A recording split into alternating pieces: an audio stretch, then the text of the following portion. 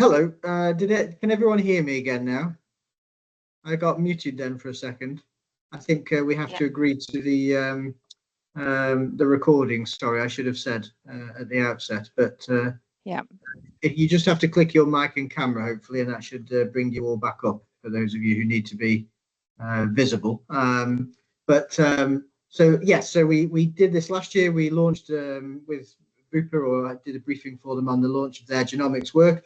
We're updating that this year with some results from that panel and from the panel this morning, and we're going to hear a few quick presentations, and then we'll have a Q&A over this. But most importantly, we're going to learn about some of the outcomes from this work, and interestingly, what BUPA are planning next, which is one of the first, if not, I think the first provider to be doing this work, and particularly the medication check, which is launching tomorrow, and people will be able to buy that test for £300 from BUPA's website, which is quite an interesting development, I think. But you don't need to hear from me, so let's pass it over first of all to Rebecca Rower to kick off our presentations. Rebecca, over to you.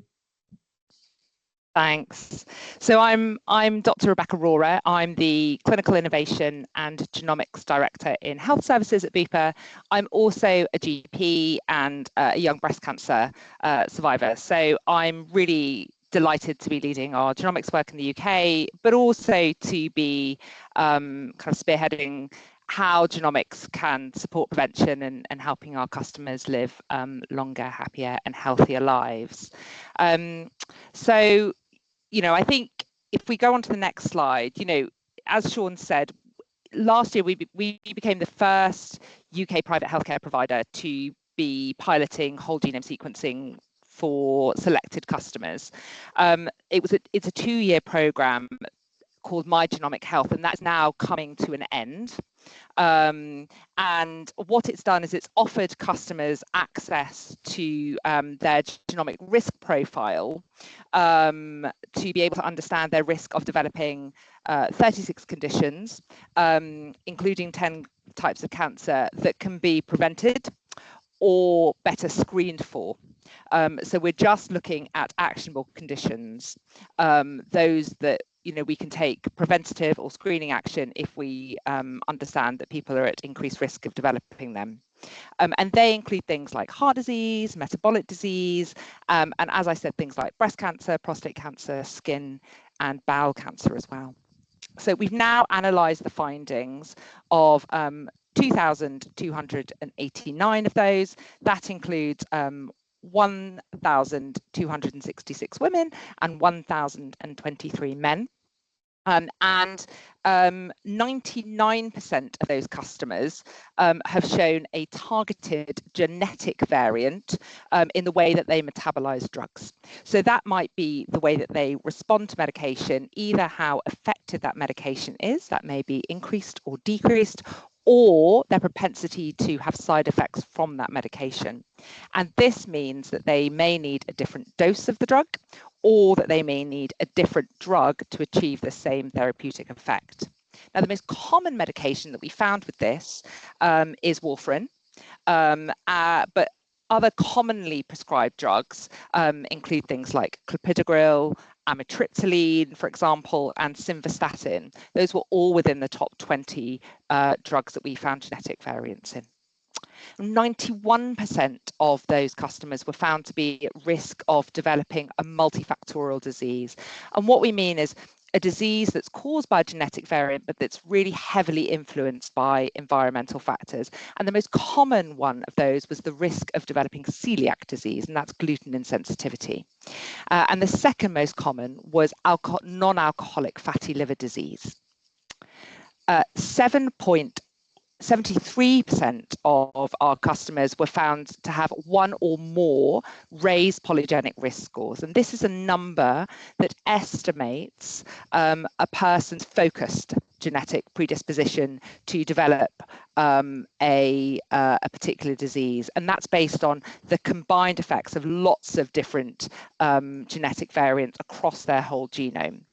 And the most common of these was the risk of developing high cholesterol, which is really relevant in terms of stroke and heart attack risk, for example, followed by coronary artery disease, and then type 2 diabetes, and then finally atrial fibrillation. So all conditions that we absolutely would want to know about as a medical profession. Now, the comprehensive whole genome sequencing also revealed that 49% of customers had were carrier of the genetic variant. And what we mean by that is, a carrier is somebody who has one normal gene and one mutated gene. Now, often they're usually not symptomatic, but what they can do is then pass that faulty gene on to their children. And if a child inherits 2 copies of the faulty gene, one from the mother, one from the father, then they can go on to develop that disease.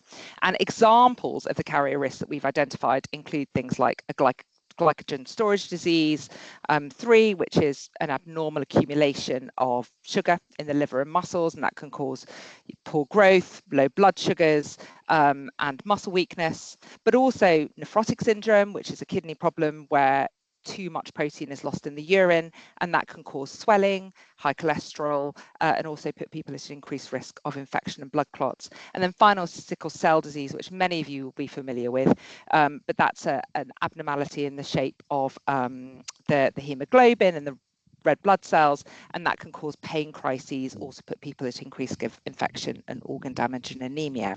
So absolutely really valuable for people to understand if they're carriers of those genes. Now, single gene variants are often what are top of people's mind when they enter into a pilot like this, and that's because of really fantastic knowledge around particularly the BRCA gene. And in this case, 7.1% of customers had a high impact variant. That doesn't necessarily mean that they're going to develop the disease, because that depends on the type of inheritance, the gene penetrance, the amount that the gene is expressed, but also the lifestyle and the environmental factors. And the examples of the types of high impact genetic variants that we found include risk of melanoma, prostate cancer, abnormal enlargement of the heart, hypertrophic cardiomyopathy, arrhythmia, abnormalities in the heart rhythm, but also inherited high cholesterol, so familial hypercholesterolemia. Finally, I mentioned that the pilot follows customers for that 2-year period. That's because we really want to be able to understand and to be able to support them about the impact of understanding these kinds of risks on the customer themselves, but also what kind of healthcare they need to access going forward. Really excited to share some results of that. So 8% of the customers have required a referral to a clinical geneticist, and that's happened following post-test counselling. So they've already had some genetic counselling following that result, and then after that, to be able to delve into their genetic risks in a bit more detail, 8% of those customers have then gone on to speak to a consultant clinical geneticist. And just under 6% of those customers have been referred to an appointment, a specialist appointment at the Cromwell Hospital, which is our flagship hospital in London, and that's most commonly with a cardiologist, second most commonly with a dermatologist, and finally with a gastroenterologist. I think what's really exciting for me is that this creates a really fantastic evidence base that we've been able to use to start to develop our product and propositions going forward, and exactly how that this can support customers going forward. And for that, I'm going to hand over to Dan. Brilliant. Thank you, Rebecca. It's good to be here today. I'm Dan Sullivan. I am the Product and Proposition Director for BUPA Health Insurance here in the UK. So before I take you into our product strategy, I just wanted to set some context. So genomic sequencing of the human genome is about 25 years old. Wind back, it costs about $300 million to sequence the first human genome, but we are now launching products in the market at £300. So you can see the very considerable cost and scale advantages that have taken place over the last 25 years to be able to deliver that. I wanted to wind forward actually to about 5 years into the future for how we BUPA see genomics playing a part in our customers' lives, and then talk to some of the immediate customer benefits and then products that we are building to enable that. So in 5 years' time, our vision at BUPA is all of our customers will have a personalised health plan. Now that health plan will be made up of their genome, which has been sequenced. It will be made up of their medical record. It will be made up of health and fitness data for things like wearables. It'll also be made up of health risks and health goals that those customers are working towards. And it's very likely that all of us will have a different ecosystem of apps and services and providers helping us build that health profile and then helping us take action to live longer years in good health. And we see the rise of personalised health as really a game changer in preventative health. So that ecosystem will very likely include the NHS app. It will include health apps that many of us might be using on our phones today. And then the BUPA app and our BLUA digital healthcare services are absolutely key enablers of that strategy. And when you consider the pace of healthcare innovation that we're seeing at the moment, it is very likely that many of us are going to live hopefully for longer, but with more complex health needs that are being managed. And I know that the Sunday Times ran an article about the developments in cancer earlier this week. So those complex health needs need a more personalised health understanding and need to use data and keep that data near the customer to be able to manage their health. So for us, that's why genomics is such an important investment area. That's why we're making such a big focus in terms of building out our sequencing capability, but also building out the health products and the capabilities in our BLUA digital healthcare service to be able to build and deliver that personalised plan. So coming back now to today, so as we heard earlier, we will be launching our medication check product on tomorrow, Friday. So that's we think the utility of genomic screening or sequencing, takes place over really 3 types of products. So you've got our focused products, which is medication check. That's where we look at, how your gene sequence and how it's going to interact with common or most medications. As Rebecca said, 99% of our customers have had some interaction. As an example, myself, on a whole genome sequencing, I had an elevated risk of cardiovascular disease, but also a lower efficacy for Simvatin. So you can see here how that plays a really important part of, for me, managing my health in the future. Beyond that, we see a series of targeted products dealing with specific issues, often aligned to products we might be offering. So our health assessment products being informed by deeper understanding of your health risks, our fertility products, looking at some of those inherited conditions that you might have a risk of passing on to your child, and obviously bringing that in terms of our health insurance products to help our customers live longer in good health. We also have specialist cancer check products that we think this will play a very important role today and in the future. And then finally, our most comprehensive products built using genomic technology will be around using whole genome sequencing to really have a comprehensive understanding of our customers' health risks, the drivers of those health risks, and really helping those customers live longer in as good a health as possible. And if you move on to the next slide, this is the penultimate slide from us today, but you can start to see some of those customer outcomes. So that medication check product, obviously really important for customers on long-term use of medications in the UK. It's a very significant proportion. It also helps people who inform future health needs. So they might not be taking medication today, but they might want to understand in the future if they have a health need, what might work to inform their clinician. We are also seeing really strong demand by employers as they manage the impact of chronic ill health in their workplace, particularly for things around, say, mental health, cardiovascular disease. How can they provide really targeted support to those employees and make sure that their treatment is working well to get them back to as good a health as possible? In the targeted, I think I've touched on this, so looking at future health risks, building those personalised health plans, and then helping customers understand what risk they have of passing on inherited conditions. And then the comprehensive product, we're seeing that in terms of this really comprehensive view, looking at lifestyle factors, the role of exercise, the role of diet, that customers can then optimize for themselves as part of that overall preventative health product. I think on the next slide and the final one, our medication check product, which will be launched tomorrow. It's £300. It will be offered as a pay-as-you-go product on the BUPA website, so you don't need to be a health insurance customer. as the product director for health insurance customers, we're very keen that you also join us as a health insurance customer. We will be making the product available to our 3 million workplace health insurance customers this summer as well. So employers will be able to add that to the scheme, and we're seeing strong demand from that. So we think the first customers will start to be able to use that through their employer funded health scheme, likely at no cost to them from later on this year and in earnest beginning of next year. Really simple product based on a saliva test, and then the customer can have a GP appointment to discuss the outcomes from the medication check, and including passing that on to the NHS. Rebecca, I didn't know if there's any builds you wanted to make on the medication check product as well before we hand over.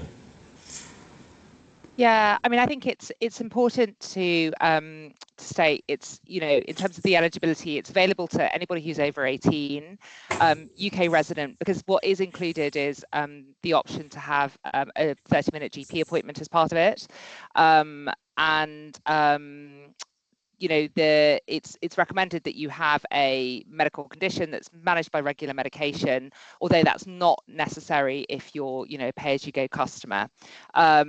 Because so many of the medications, it looks at 111 medications. So many of those medications are medications that we may all take in the course of a year. Things like analgesia for pain, or an antidepressant, or you know, an antibiotic. So this is not just something that's designed for people who are taking medication for multiple conditions.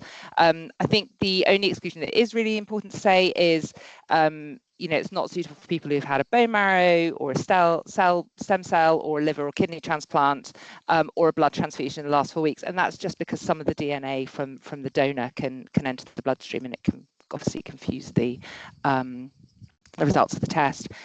I think one other thing that's really important to do is we've done a lot of work with our clinical team to make sure that the report is really detailed. There's a summary report for the customer, but there's also a more detailed report that can go to the healthcare professional, and that is really be able to support that prescribing decision, to make the healthcare professional feel as comfortable as possible in terms of you know, being able to alter or shift any medication, to be able to inform that conversation with the customer.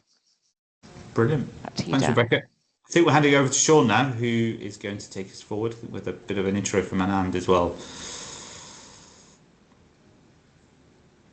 Hello again. Thanks for that, both. Really, really interesting. I think, Professor Anand, you are, as I understand, an expert in genetics in this field. I'm really interested in what you have to say about this in terms of, as Dan said, is this the future of medicine? Are we all going to end up with having our profiles sequenced and going off to the GP to understand what it means? Do you think that's likely?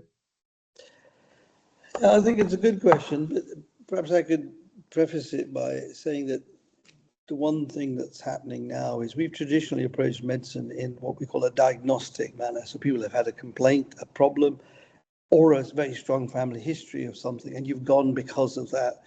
This is now what we call predictive testing. So you haven't necessarily got your cardiovascular disease or your cancer or other problem, and you're having testing which identifies what problems you might have. So for me, it's great as a doctor, because we want people not to get ill. And so this is allowing the insurance companies as well to get involved with preventative medicine. And that's good for the economy, it's good for costs, and it's good for the patient ultimately. And this is a patient-driven journey. So I think that, yes, more and more people want to know what to do for the future to live as healthily for as long as possible. So I think people will do it. There will always be people who don't want to know. And I think that's where I believe BUPA has been very responsible in the whole genome project that I've been involved with for the last year, in that they have put together a very good team. They've made sure there's adequate advice pre-test so that people don't open, you might call Pandora's box in their mind, and then suddenly say, well, I'm not sure I wanted to know. So I think they put good policies in place beforehand. They've provided excellent sort of facilities for everybody to understand their results, follow on, and also not just leaving people then saying, well, you've got this risk, that's it. No, on the contrary, they're actually giving follow-up care for 2 years. And the practices that are being followed are appropriate to the NHS, so that the people afterwards can go into NHS follow-up where necessary. So all in all, I think it's something that is the future. I don't think you can stop this. This is technology. And if you think where the NHS started off as just being vaccine and preventing fevers and illnesses and infectious diseases, we're now finally getting to the stage where we can truly prevent disease, providing, of course, people listen to the advice. I mean, the danger, of course, is always that people will do the test, and a bit like their New Year resolution, and at the end of January say, pass me the box of chocolates. But that's the problem. That's going to be the future. This is where we have to map, and we have to follow up, and we have to incentivize people to lead a better, healthier lifestyle. Do you think people are that our genomics literacy is at a high enough level for this kind of innovation? Yes, because people aren't being given a report and a blank piece of paper. They're being given help and advice to understand it.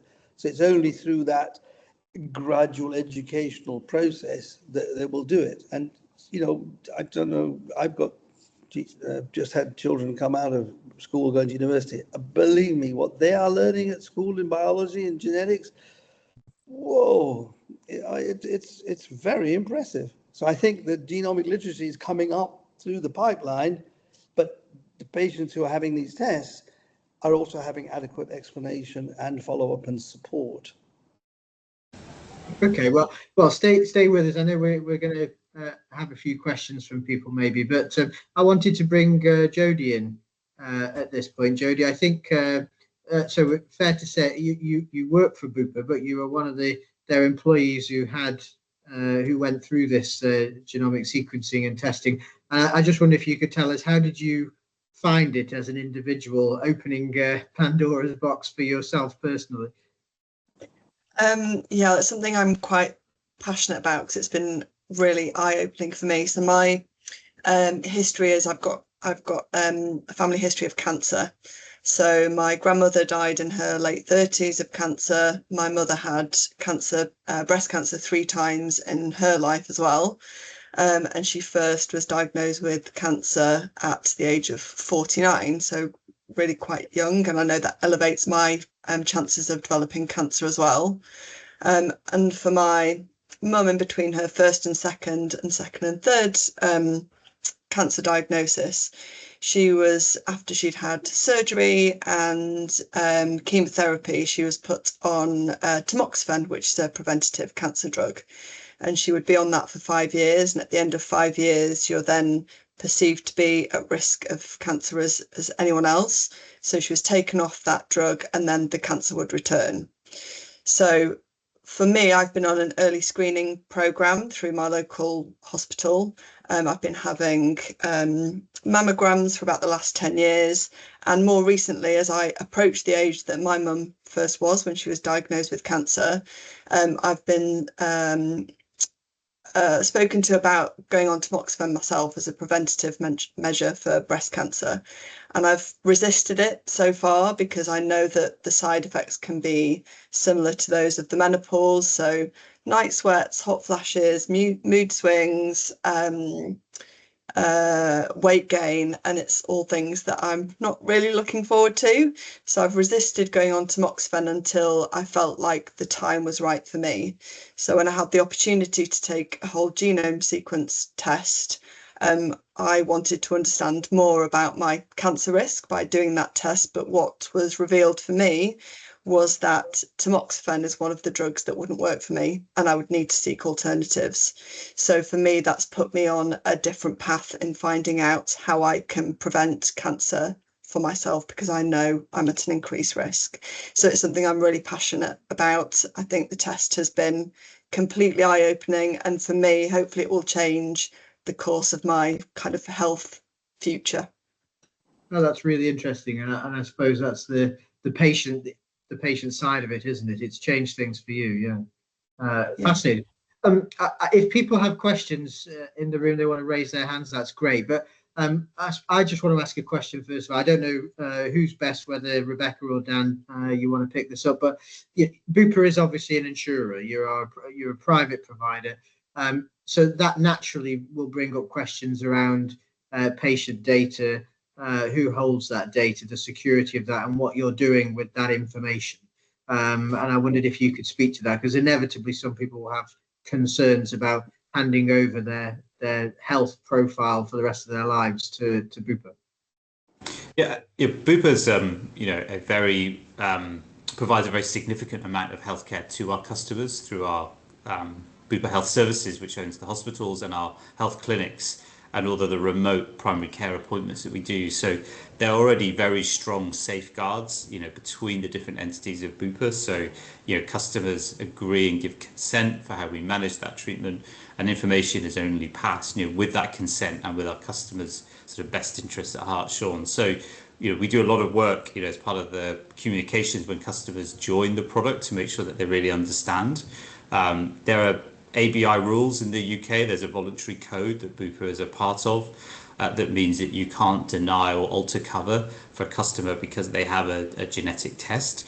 For health insurers, from our point of view, in the health insurance business, we actually think insurers, using that to price differently is actually counterproductive, because what we heard from Rebecca, and I think Professor Saga as well, is that equipping customers with understanding to do more proactive things about their health is going to drive better health outcomes for that individual. It's also going to help health systems, whether they're private or public, improve the financial sustainability of healthcare in the future. So encouraging and making sure that we don't do anything to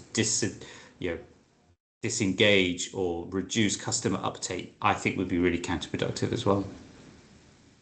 Am I right in saying that BUPA has signed up to the ABPI code on the use of genetic information, so it'll never be used for any kind of price setting or customer exactly setting?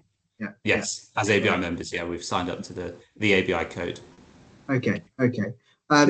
Professor Saga, you wanted to? Yeah, I was going to say that the important thing to remember is that the products being offered, as I see it from the outside, is it's not all or nothing. It's not like you have to have your whole genome sequence. You can just have the pharmacological side if you want, just have your polygenic risk scoring, which are risks. But the insurance companies have been using such models all the time: waist-hip ratio, blood pressure, body mass index, and cholesterol levels. So this is just another way of looking at something and a risk that you can change, and people hopefully will change. So I think you wouldn't be basing risk necessarily on that beyond the normal measures that you ordinarily use, because they're predictive, they're not a certainty, and that's the point. It's alterable features.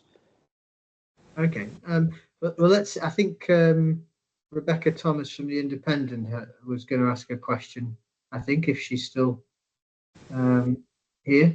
Are you there, Hi, Rebecca? yes. Yeah, I'm here. Hi, thanks, Sean. Hi, thanks, everyone. I wanted to ask you a question in terms of,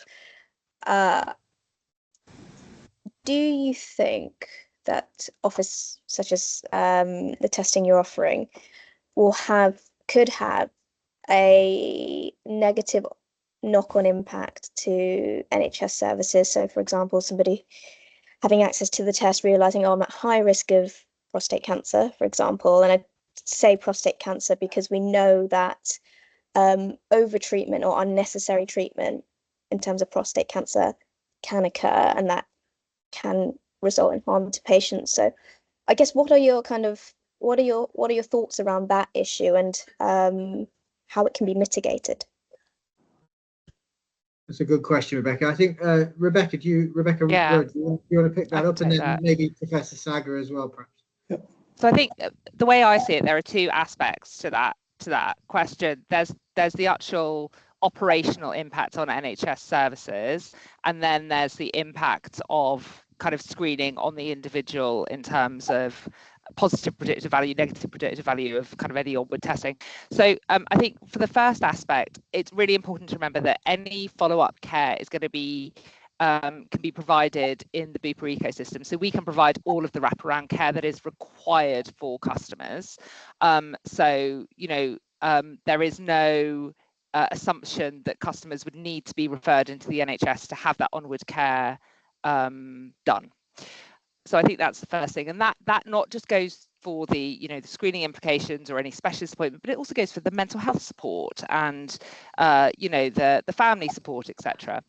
I think the second aspect is that by referring to specialists, so that 5.6% that I mentioned get referred to people like a cardiologist or a gastroenterologist, and the 8% that go to a clinical geneticist, we are using best practice in terms of understanding those genetic risks in detail for that individual and their family, and then using best practice around any onward screening, any onward testing, and so that we can have that really kind of balanced discussion with a customer around the risks versus benefits.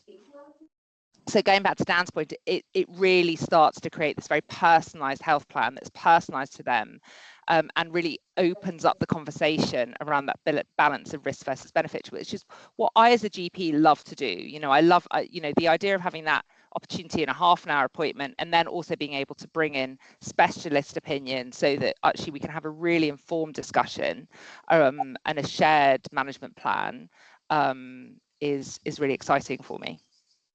Just to wonder if I could clarify something. So the testing, is it only available to people who are essentially on ongoing BUPA health plans, or say, for example, I could save up the money to buy a single test and then take that information and go away and either go to the NHS or find another health provider, or is it only for ongoing BUPA customers? So the medication check is also a pay-as-you-go product, so you don't have to be an insurance customer to be able to purchase that. So it's relevant for anybody who may be on medication or who, like many of us, take medication during the course of a year. The later products, Rebecca, so the health risk products, they will be mostly bundled as part of a health assessment product that you might buy from us, or as part of your health insurance scheme. So there's then obviously a more comprehensive set of onward treatment pathways and opportunities for us to support those customers. I think the other part, which Rebecca touched on, is that, and Professor Sager also touched on this, was that we spend a lot of time and effort through the genetic counselling to make sure customers are supported to understand, what the best forum, what the best setting for them to continue any healthcare journeys that sort of follow on after this. Yeah, if I can come in there, I think that's exactly the point. Without repeating what has been said, there's a robust system of explanation, a letter if they're referred to a genetic specialist, to whom it may concern for their relatives, so that they can then go. There's a named report that's issued, so they've got the information to give the NHS, and the NHS practice and guidelines are followed, so they dovetail in directly into that. And I think, as Daniel said, the latter two products are important to do through the BUPA service delivery, because they come with the explanation and the backup and the letter. What the NHS doesn't like is someone to turn up with a test done in the private sector, and for them to have to explain it. They feel that should be explained in the private sector, and BUPA's doing that responsibly. So I'm happy from my ex-NHS hat on, from my being able to stand in front of my NHS colleagues and say, yeah, we're being responsible, and I'm working within that model. So I think it's a good way of doing it. Yes, of course there will be more work. There'll be patients who otherwise wouldn't have been picked up that are now being tested. But it's much cheaper to do what we call a known mutation, because BUPA spent the money finding the mutation. It's I think it's in the NHS, £150 for the known mutation to be tested and confirmed, as opposed to, sometimes in the private sector, thousands of pounds to do a whole genome sequence. So it does save them money. And if you look at the bigger picture, it's, I wouldn't want you to quote me, but approximately, I think it's $250,000 to treat a woman with breast cancer. But it's something like 92,000 for the follow-up that they have with their screening. So if you just follow up some predictive ladies that are identified, you save huge amounts of money. Thank you. Okay. Thank you. Thanks very much for that. I think Isla Whitcroft, you had your hand up next. Hello, thanks everybody. That was really interesting. Just a couple of things. Could we have access to the medication list? Is that a possibility? to all the medications that have been tested? And then the second question is sort of broadening out on the issue of concerns that people might have that results impacting on their lives in other ways. So, I do understand that the healthcare industries are signed up to the code, but broadening it out, and I'm thinking particularly financial services, have you engaged with them at all? So, for example, mortgage providers or holiday insurers, people like that, because, as we know, this is a propensity to a disease. It's not saying that you are definitely going to get the disease, but if that's something perhaps you didn't declare to a mortgage provider, or if they start asking these questions, have you had any genetic tests? So I'd be really interested to know what sort of work you've done around that area, please. Yeah, I think on the I think we can share with you the medication check profile, so you can see the drugs that get picked up through that. I think on the travel insurance part, ABI members, there's a lot of coordination, not just with the health insurers, but across the broader insurance industry through the ABI. So those sort of standards flow, and there are expectations around life insurance and other protection products. So there's quite a lot of consistency. Your point on the mortgage market, I think that's something interesting to take away.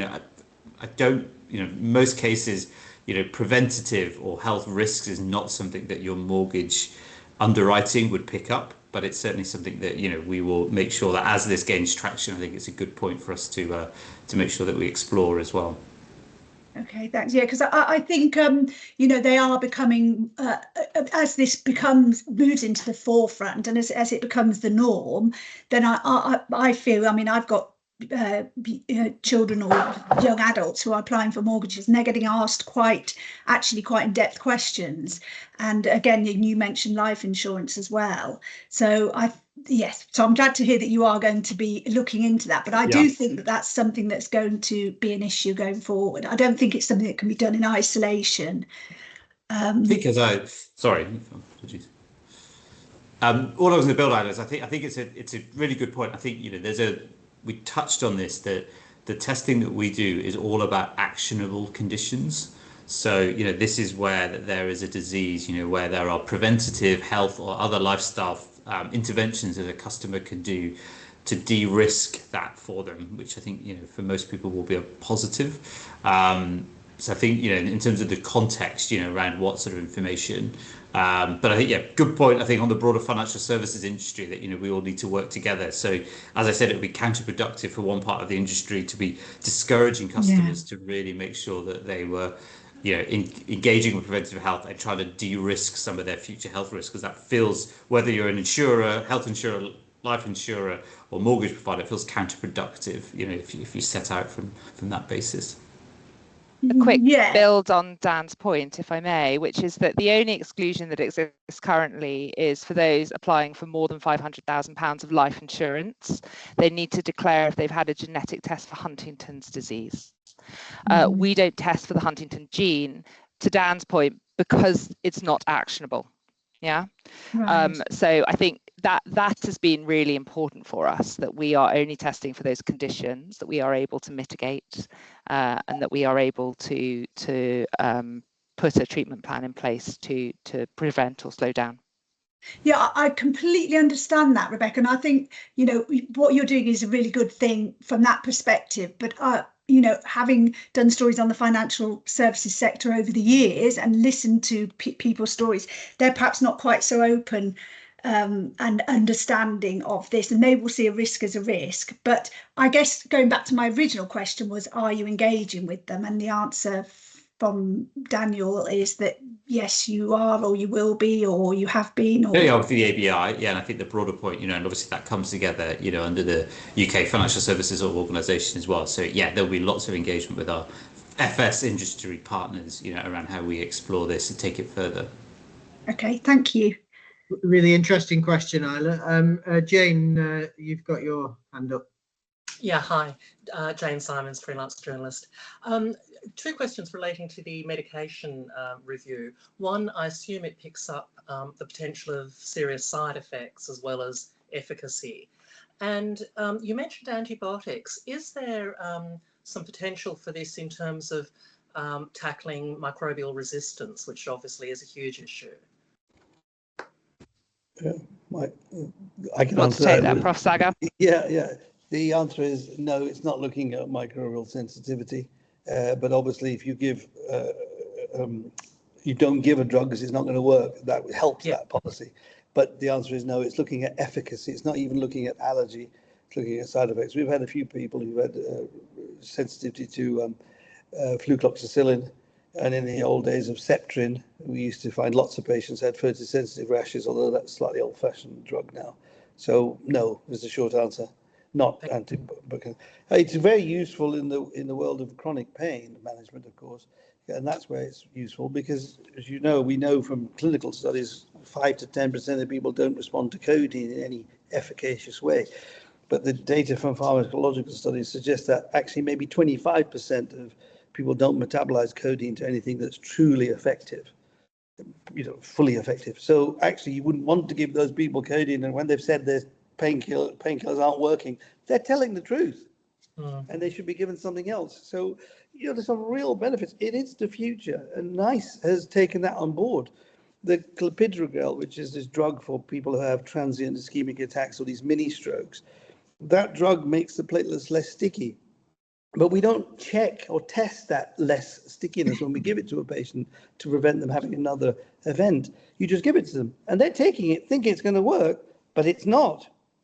And so it's the tamoxifen type of story again that we heard early on. It wouldn't necessarily work, or you'd have to take a much bigger dose, and then you would be able to tolerate. So even NICE as the first pharmacological test they've approved is this drug, this gene CYP2C19. Which is the one for clopidogrel. They've approved that. And we've been doing it before, but not through NICE, for oncogenetic drugs, where you could be killed if you get the normal dose and you have to give a third of the dose. And they use it for isoniazid, which gives you nerve toxicity for TB treatment, and you would not give the same dose. So it's the future. Personalized prescribing is what it is. And the range of drugs is going to continue to improve and expand. Will that also have an impact? Will that sort of also shed light on in the cancer drugs? There are some, such as Herceptin, where you can test to see who's likely to respond, but there are others such as Avastin where it's a bit sort of try it and see. Is it likely that this might give information on who is likely to respond to a drug, and also the sort of super responders that seem to do extraordinarily well? Yeah, we need to be careful not to mix up two different things there. Yeah. One, pharmacogenetics is looking at the metabolism of the individual to whether it works or doesn't work, or whether, as you say, they're super responders because they retain it for longer and have higher doses. But the Herceptin story is more about whether you have the receptor, and therefore whether it will be allowed to work. But you metabolize it normally, it's just that there's no receptor for it to work on. And the same with tamoxifen. So they're two different mechanisms. You decide the value of it by looking at the tumor tissue, whether it's estrogen positive, for instance, or Herceptin positive. So, but that's different from the individualized metabolism of the drug. Right, okay. But with the drugs where there's not a known receptor, could it provide some useful information or not? Yes, well, I think the list of drugs, I mean, we've had certainly some patients where they've been told their cancer drug wouldn't be effective. I can't remember all the names off the top of my head. So there's been quite a few interesting findings. As I told you before, we've been giving advice to everybody through the team of counsellors and 2 consultants in genetics, just to explain the results. So we've seen quite a number of patients with pharmacogenetic findings. I mean, I should say, just sort of as a soundbite, I think BUPA has put together, through myself, a team with over 200 years of combined experience in genetic counselling. So I think we got the situation covered responsibly. Thank you. It's very impressive. Great. I don't see any more hands up. I think possibly, I know, Professor Sagar, you had to run anyway at 12, so perhaps that's, unless anyone has anything else they wish to say. I got another 10 minutes if you have other questions. I don't think we have. You've answered everybody's questions. I think Dan, Rebecca, or Jodie, I don't know if there's anything more you would like to say, or I think we can end there if not. No, everyone seems happy. Well, just to say, I think so. Thank you, everyone. So just to say to the journalists on the call, you'll get the press release shortly, and we're embargoing it to this evening. I think at 10 p.m. But we'll send all of those details later. And a copy of this briefing will be on our members section of the website overnight as well. So otherwise, thanks everybody for joining, and thanks to our guests. And we will no doubt bring you back here in a year or two's time, maybe, to see how you're getting on. Can I just say, for the sake of my independence, that you please don't put me down as BUPA's doctor in the sense I don't work for BUPA. You know, You don't work for BUPA, Professor Sager. Yes, I'm an international gene clinic, so I'm not. You know, I provide advice independently, which I think is a good separation as well. That's the whole point. Well, we're good to have that. Thanks very much for making that clear, and thanks everyone for joining, and have a good day, and see you at our next briefing. Lovely. Thank you. Great. Thanks, guys. Bye. Thank you. Bye-bye. Bye. Bye.